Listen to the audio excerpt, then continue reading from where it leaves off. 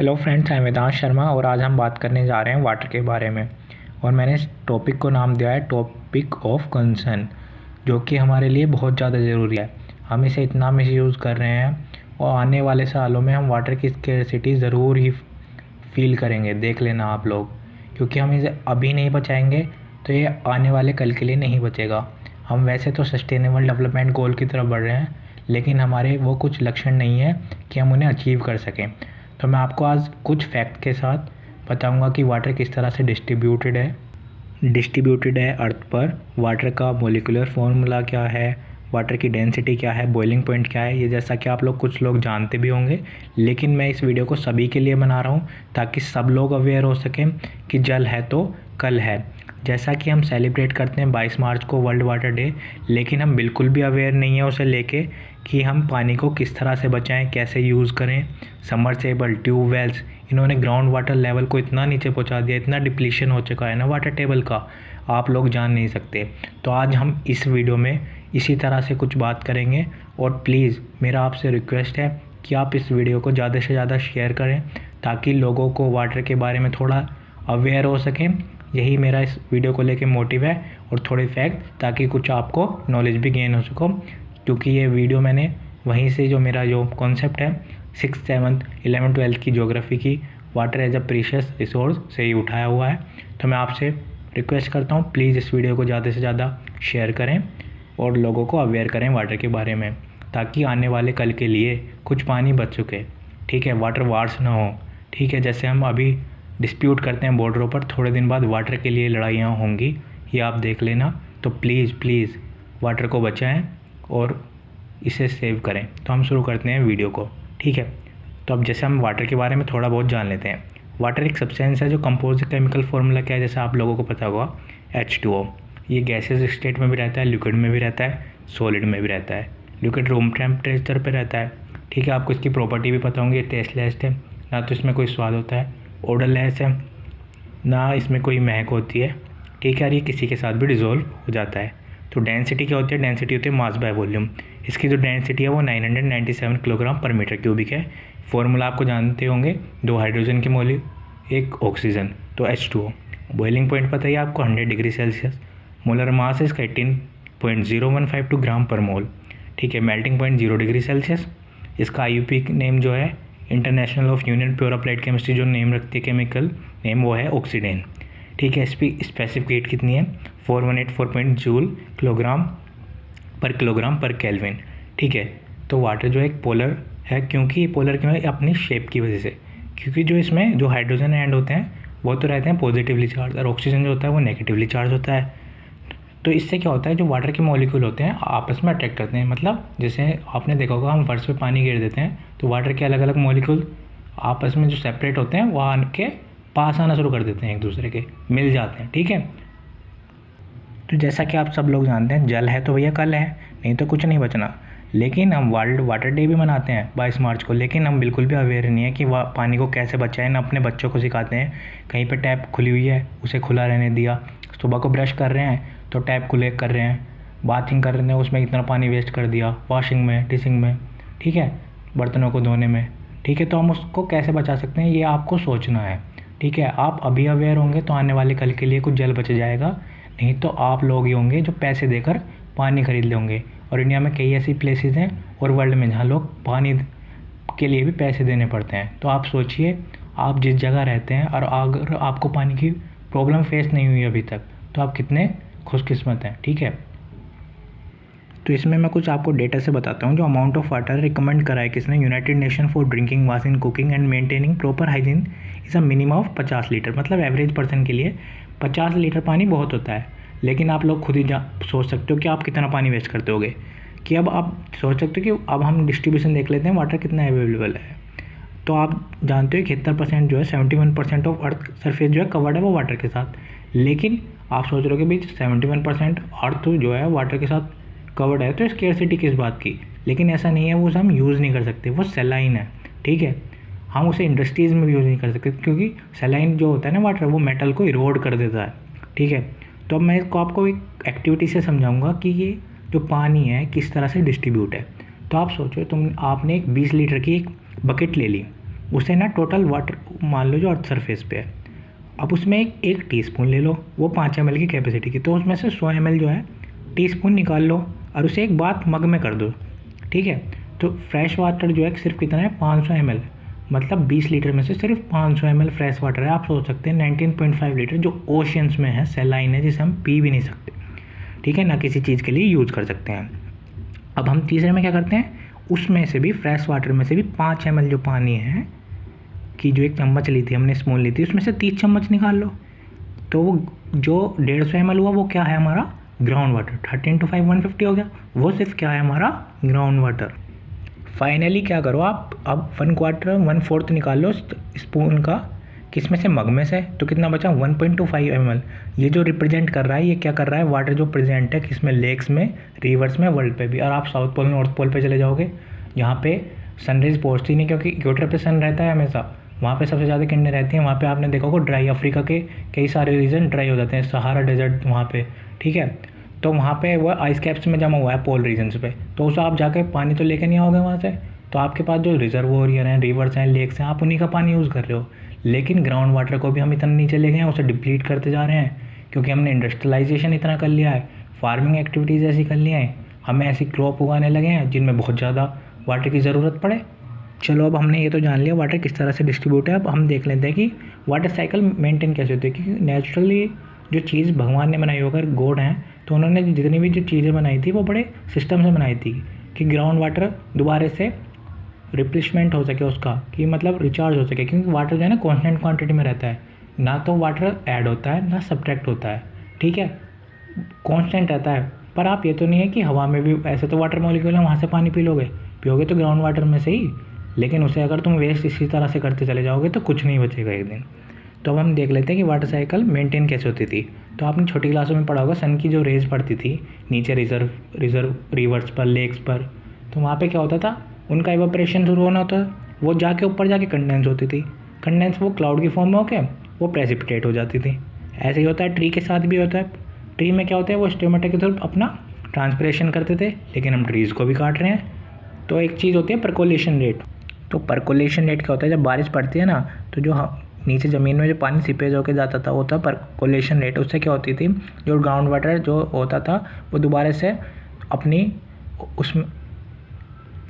उसके जो एक्वाफायर होते थे वो रिचार्ज हो जाते थे और पानी दोबारा से मेंटेन हो जाता था। लेकिन हमने उसे भी ख़राब कर दिया है क्योंकि हमारी नीड्स बढ़ती जा रही हैं। जब नीड्स बढ़ रही हैं हम तो इतना एक्सेसिव यूज़ कर रहे हैं, जो हमारा एक्सट्रैक्शन रेट है वो रिप्लेसमेंट रेट से ज़्यादा है। इसी वजह से ग्राउंड वाटर जो टेबल हैं वो नीचे जा रही हैं। हम ये नहीं कह रहे कि डेवलपमेंट नहीं करो, पर एक तरीके से होना चाहिए ताकि हम मिसमैनेजमेंट ना करें। छोटी छोटी चीज़ों में तो हम बता सकते हैं कि जैसे हम सुबह को पानी यूज़ करते हैं ब्रशिंग करने में, तो ब्रश भी जब करते हैं हमने पानी की टंकी खुली छोड़ रखी है, बात कर रहे हैं जब पानी ख़राब कर रहे हैं, अपने बर्तन धो रहे हैं तब पानी ख़राब कर रहे हैं, पानी को ऐसे ही फेंक दिया। इन चीज़ों से समझो, थोड़ी थोड़ी चीज़ों से अभी चेंज लाने शुरू हो गए तो कल आने वाले कल के लिए थोड़ा जल बचा रखोगे और वाटर वार्स नहीं होंगी। मैं फिर कह रहा हूँ इन चीज़ों को समझो। NCERT पढ़ो छोटी क्लास की, अपने बच्चों को दिखाओ, पढ़ाओ उन्हें क्या स्कूल में पढ़ाया जा रहा है, फालतू की चीज़ों में ना रहो, जाति धर्मवाद इन चीज़ों में थोड़ा सा पढ़ लोगे तो चीज़ें सुधरनी शुरू हो जाएंगी। मैं खुद कह रहा हूँ सब चीज़ें करो, अवेयर हो जाओ सस्टेनेबल डेवलपमेंट गोल्स को लेकर, थोड़े से खुद को भी समझाओ कि क्या चीज़ें ज़रूरी हैं क्या गलत हैं।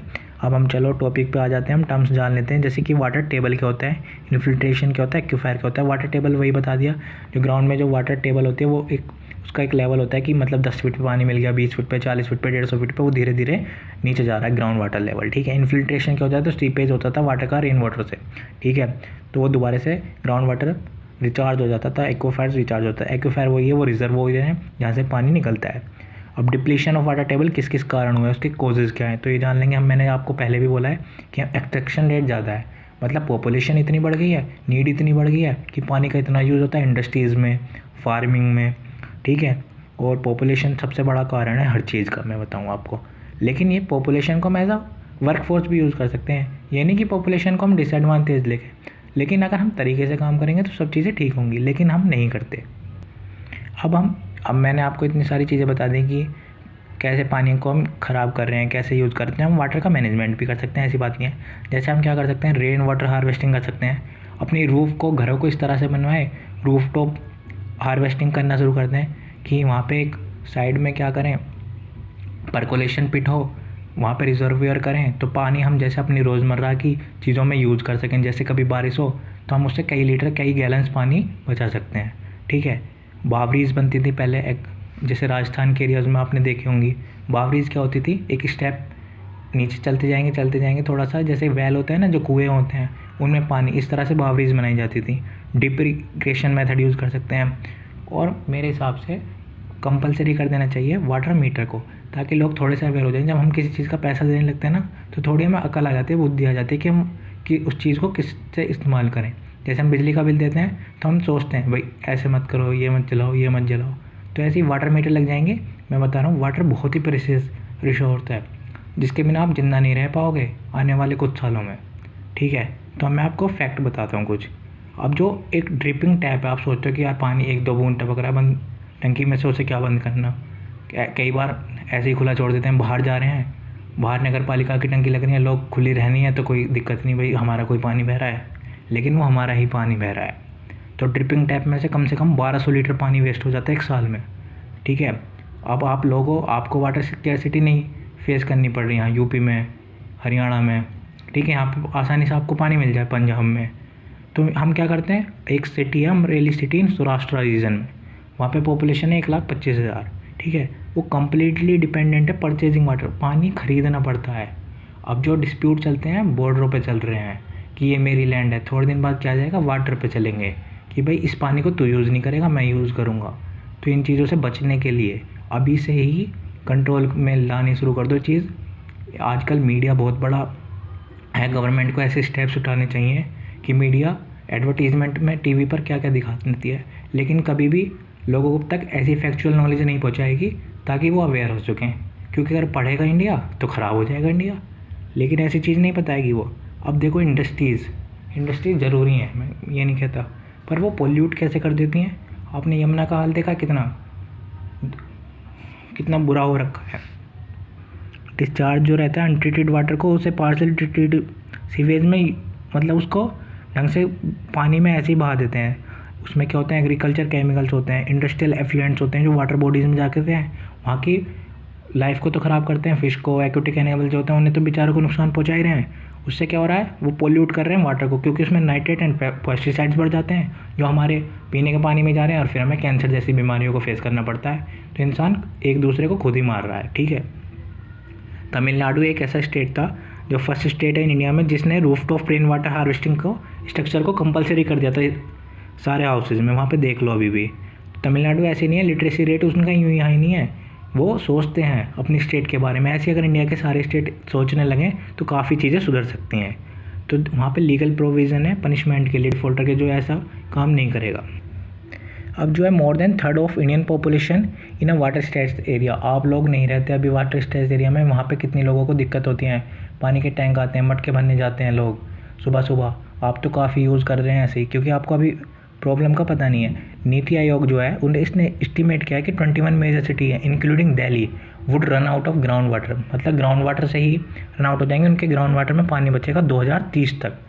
ठीक है, तो हम भैया अब देख ही लो आप कितना बुरा हाल होने वाला है। बैम्बू ड्रिप इरिगेशन सिस्टम है मेघालय में, वहाँ पे बैम्बू लगाते हैं। मेघालय जैसे छोटे छोटे स्टेट जो हैं वो सोचते हैं वो पुरानी चीज़ों को यूज़ करें, पुरानी टेक्निक को वाटर को बचाने के लिए।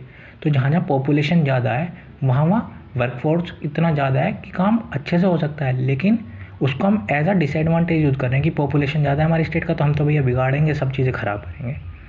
ठीक है, ऐसा नहीं है कि गवर्नमेंट ने लॉ नहीं बनाया इन चीज़ों के लिए, एक लॉ भी बना था, legislative provision such as the water prevention and control of pollution act 1974 में, लेकिन ऐसे लोगों को कभी भी ढंग से इम्प्लीमेंट ही नहीं कर सकता, क्योंकि हमारे देश में क्या चलती है, वोट बैंक की राजनीति।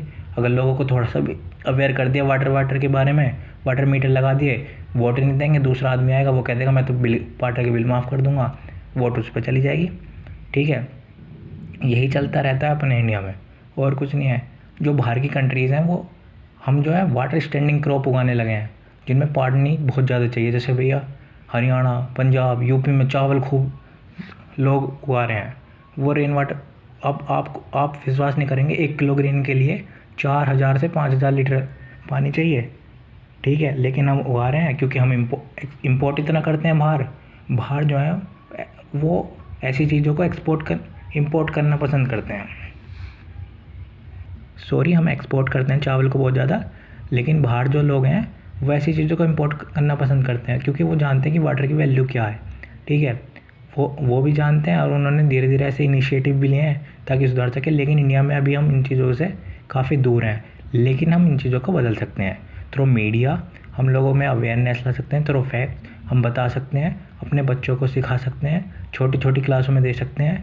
हम फालतू की चीज़ों में घुसे रहते हैं, इधर की कंट्रोवर्सी, वोट बैंक की पॉलिटिक्स, मीडिया, राजनीति, सब इन चीज़ों का कुछ नहीं है। हम बताओ सस्टेनेबल डेवलपमेंट गोल की तरफ चलें, वाटर को बचाएं। ठीक है, तो recycle and reuse of water, तो इसका एक अनदर वे भी है जिससे हम वाटर को मैनेज कर सकते हैं। Another way through which we improve fresh water availability by recycle and use of water lesser quantity such as waste water को जैसे हम इंडस्ट्रीज़ में यूज़ कर सकते हैं। ठीक है, वहाँ कूलिंग करने के लिए उनके जो वो होते हैं मटेरियल इक्विपमेंट होते हैं, उन्हें कूल करने के लिए भी वाटर होते हैं, वो भी ग्राउंड वाटर यूज़ करते हैं। तो हम वेस्ट वाटर को यूज़ कर सकते हैं वहाँ, जैसे बाथिंग में, वॉशिंग में, यूटेंसिल्स में, हम उसे गार्डनिंग में यूज़ कर सकते हैं। पानी ना ग्राउंड वाटर से निकालें। हम कार धोते हैं, खूब पानी चला दिया, अपनी बाइक्स धो रहे हैं, खूब पानी चला दिया, ऐसा ना करें। एक बाल्टी लें, एक मग्गा लें, उससे करके यूज़ कर लें। तो नहीं, एक चीज़ में ख़त्म हो जाएगी। आने वाली जनरेशन के लिए कुछ बचा लो, थोड़ी सी चीज़ अवेयर हो जाओ, लोग समझ जाएंगे। तो क्या क्या कर सकते हैं हम? परकोलेशन टैंक्स बना सकते हैं, रिचार्ज वेल्स बना सकते हैं, रूफ टॉप हार्वेस्टिंग कर सकते हैं, कलेक्शन कर सकते हैं, चेक डैम बना सकते हैं, हार्वेस्टिंग थ्रू रिचार्ज वाल। थैंक यू, मेरा यही मोटिव था, आप लोगों को थोड़ा सा अवेयर कर सकूं, आपको बता सकूं कि वाटर कितना इंपॉर्टेंट है। और थोड़ा आप 6-7 की NCERTs में, 11-12 की NCERTs में देख लीजिए, जो पढ़ने वाले हैं, कि वाटर कितना ज़्यादा ज़रूरी है। ठीक है, और उसे ये मैं आपसे यही चाहता हूँ कि बस आप इस वीडियो को ज़्यादा से ज़्यादा शेयर करें। ठीक है, और आपको ये कॉन्सेप्ट कैसा लगा कि वाटर मीटर के बिल्स लगने चाहिए या नहीं? हम थोड़ा सा पैसा दे लेंगे, लेकिन चीज़ को अच्छे से यूज़ तो कर लेंगे ताकि आने वाली जनरेशन के लिए बढ़ना पड़े। मरने से अच्छा है कि थोड़ा सा आप पैसा दे लो। 2030 तक, 40 तक, 50 तक पानी नहीं बचा तुम्हारे पास, क्या कर लोगे?